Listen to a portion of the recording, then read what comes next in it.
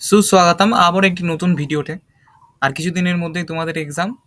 আমি খুব সহজেই তোমাদের রিভিশন এবং সাথে সাথে সলভটা করে দিচ্ছি, তোমরা দেখে নিও।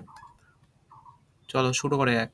তো আজ আমরা করব হলো মডেল সেট 4, ঠিক আছে? মডেল সেট 4-এর এমসিকিউগুলো আমার কাছে নেই আর কি, হয়তো ওঠেনি ঠিকঠাকভাবে। তোমরা দেখে নিও, আমরা 6 আর 7 নম্বর এমসিকিউটা আমার চোখে পড়ছে, আমি বলে দিচ্ছি।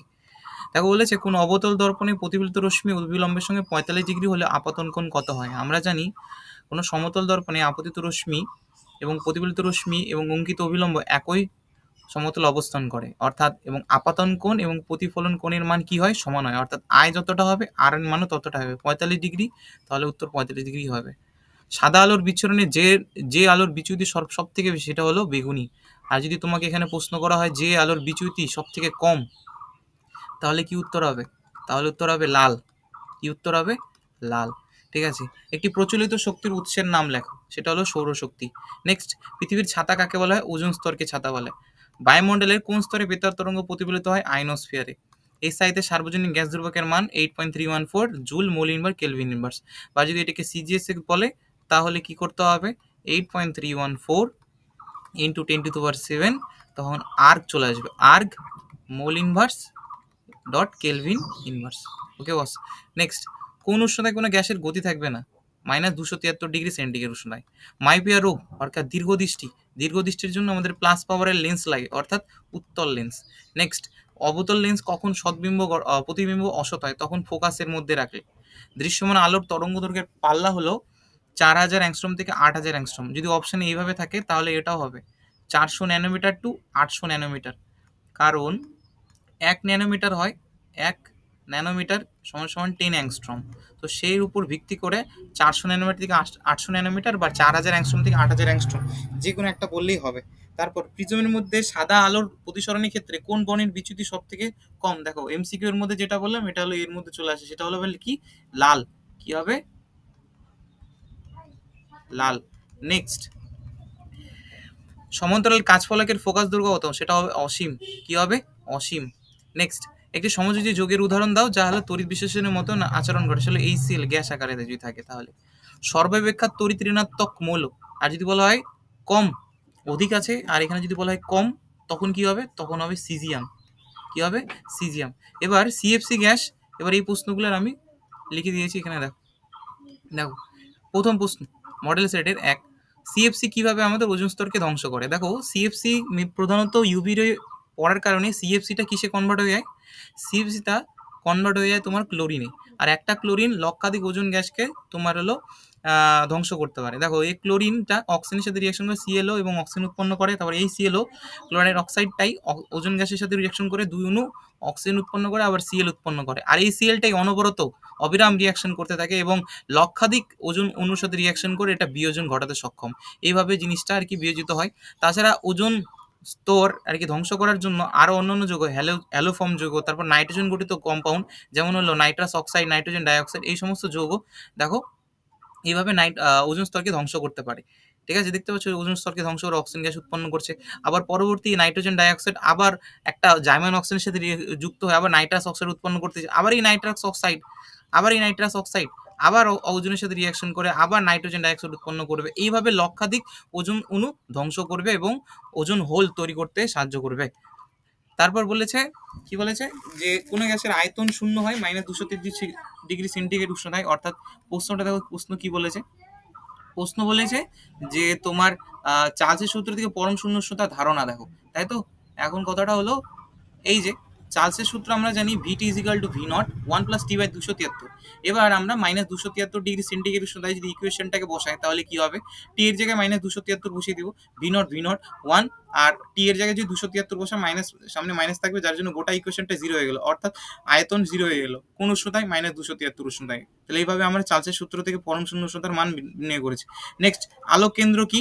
এটা তোমাদের বইয়ের পেজে আছে, তাও আমি হালকা একটা চিত্র রেখে দিচ্ছি। ধরো একটা লেন্সের মাঝখান দিয়ে যদি কোনো আলোক রশ্মি যায়, ঠিক আছে, যাওয়ার পর যদি বিচ্যুতি না ঘটিয়ে বিচ্যুতি যদি না ঘটে, কি ঘটে?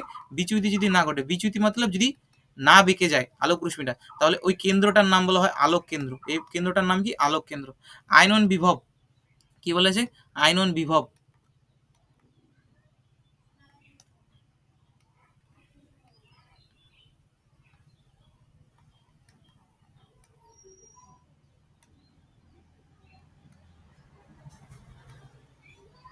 দেখো আয়নন বিভব কি বলেছে, ভূমিস্তর বা সর্বনিম্ন শক্তি স্তরে স্থিত কোনো মৌলের বাইরের কক্ষপথ থেকে একটা ইলেকট্রন বের করে পরমাণুটাকে ধনাত্মক চার্জে পরিণত করার জন্য যে একক চার্জে পরিবর্তন দরকার পড়ে সেটা হলো আয়নাইজেশন এনার্জি বা আয়নাইজেশন এনথালপি বা আয়নন বিভব। ধরো একটা মেটাল আয়নাইজেশন এনার্জি ইউজ করে একটা ইলেকট্রনকে বের করে দিল, হয়ে গেল মেটাল প্লাস, হয়ে গেল। তো এটা হলো আয়নাইজেশন এনার্জি। ওকে বস, চলো নেক্সট প্রশ্নে যাওয়া যাক। তারপর বলেছে আয়নীয় যৌগের স্বতন্ত্র কোনো অস্তিত্ব থাকে না। কেন থাকে না এটা হয়তো, এবং স্ফুটনাঙ্গ বেশি কেন? প্রশ্ন তো হয়তো বলেছে দেখো স্ফুটনাঙ্গ বেশি কেন, কারণ দেখো আয়নীয় যৌগের কোনো স্বতন্ত্র কোনো অস্তিত্ব থাকে না। এরা কেলাস গঠন করে নির্দিষ্ট সংখ্যক ক্যাটায়ন এবং অ্যানায়নকে তার চারপাশে রেখে কোঅর্ডিনেশন সংখ্যাকে ইউজ করে, এবং এই আয়নের মধ্যে থাকে হলো স্থির তারিতিক আকর্ষণ বল যা অত্যন্ত দৃঢ় হয়, এবং তাকে বিচ্ছিন্ন করার জন্য আমাদের প্রচুর পরিমাণে শক্তির প্রয়োজন হয়, তার জন্য এদের স্ফুটনাঙ্গটা অনেক বেশি হয়।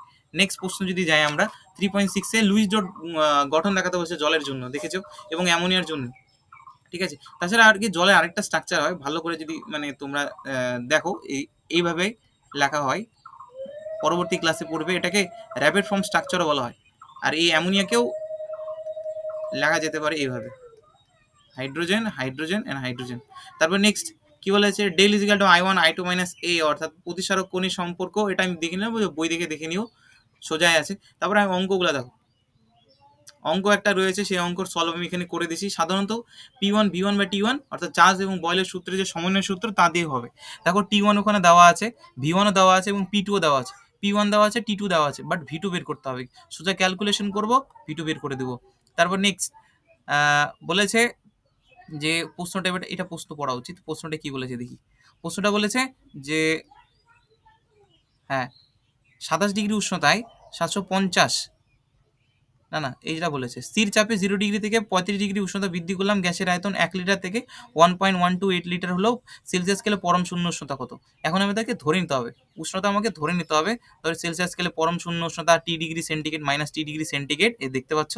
এবার আমরা কি করলাম, তো T1টা কি, সাধারণত আমরা কি করি সেন্টিগ্রেডকে কেলভিনে নিয়ে আসার জন্য আমরা 273 যোগ করি, বাট এখানে তোমাকে সেই 273 মানটাই বের করতে বলেছে, তো সেক্ষেত্রে আমি টি ধরে নিব। আর তাহলে 0 ডিগ্রিকে আমি টি দিয়ে যোগ করে টি কে কেলভিন নিয়ে নিব, এবং T2 35-এর সাথে টি যোগ করে কেলভিন।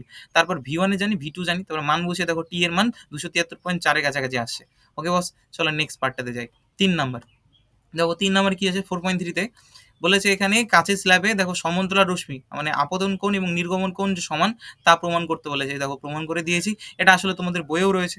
তারপর নেক্সট চোখের উপযোজন ক্ষমতা বলতে কি বোঝো? অসীম দূরত্বের বা নিকটে থাকা বস্তু কোনো অসীমে বা নিকটে থাকা বস্তু চোখের রেটিনায় ফোকাস করে বস্তুকে দৃষ্টিগোচর করার যে ক্ষমতা তাকে বলা হয় উপযোজন বা অ্যাকোমোডেশন। এর কথাটা হলো, আরেকটা প্রশ্ন আমি এখানে অ্যাড করে দিই, সেটা হলো অভিযোজন। অভিযোজন জিনিসটি আলোর তীব্রতার উপর ভিত্তি করে আমাদের রেটিনার বা চোখের মনির সংকোচন ও প্রসারণ ক্ষমতাকে বলা হয় অভিযোজন, ঠিক আছে। চলো এখানে একটা কিছু প্রশ্ন দিয়েছে, বলছে পর্যায় বরাবর আর কি বলেছে, বাম দিক থেকে ডান দিকে আর উপর থেকে নিচে গেলে কেমন পরিবর্তন হয়? দেখো পরমাণু আকার বাম দিক থেকে ডান দিকে গেলে হ্রাস পায়, আর উপর থেকে নিচে গেলে বৃদ্ধি পায়। আর এর উল্টো হলো কি বলে, তড়িৎ ঋণাত্মকতা, অর্থাৎ বাম দিক থেকে ডান দিকে গেলে বৃদ্ধি পাবে, উপর থেকে নিচে গেলে হ্রাস পাবে। এবং পরমাণুর আকারের সাথে সমানুপাতিক সম্পর্ক রয়েছে ধাতব ধর্ম, অর্থাৎ বাম দিক থেকে ডান দিকে গেলে হ্রাস পাবে এবং উপর দিক থেকে নিচে গেলে বৃদ্ধি পাবে। একটা উদাহরণস্বরূপ এখানে নিয়েছে, আমি এখানে করে দিলাম, দেখো। নেক্সট চ্যালকোজেন মৌল কি হয়? গ্রুপ নম্বর 16-কে চ্যালকোজেন গ্রুপ বলা হয়, কারণ এরা আকরিক উৎপাদক হয়, ওর মানে আকরিক। তো এর মধ্যে রয়েছে অক্সিজেন, সালফার, সেলেনিয়াম, টেলুরিয়াম এবং পোলোনিয়াম। অষ্টক সূত্র মানে কি বলে, প্রতি অষ্টম মোলে প্রথম মোলের ধর্মের পুনরাবৃত্তি ঘটে, অর্থাৎ আমরা যদি শুরু করি লিথিয়াম থেকে প্রায় 8টা মোলের পর আসে হলো সোডিয়াম, অর্থাৎ লিথিয়ামের একটু বৈশিষ্ট্য সোডিয়ামের বৈশিষ্ট্যের মধ্যে অন্তর্গত পড়ে, এটা হলো নিউজিল্যান্ডের আর কি অষ্টক সূত্র। নেক্সট হ্যাঁ, তো আমাদের অষ্টক সূত্র হয়ে গেল, এখানে সমাপ্ত হলো আমাদের কত বলো, আমাদের মডেল সেট 4। এরপর আমরা করব মডেল সেট 5। কি করব? Model set 5।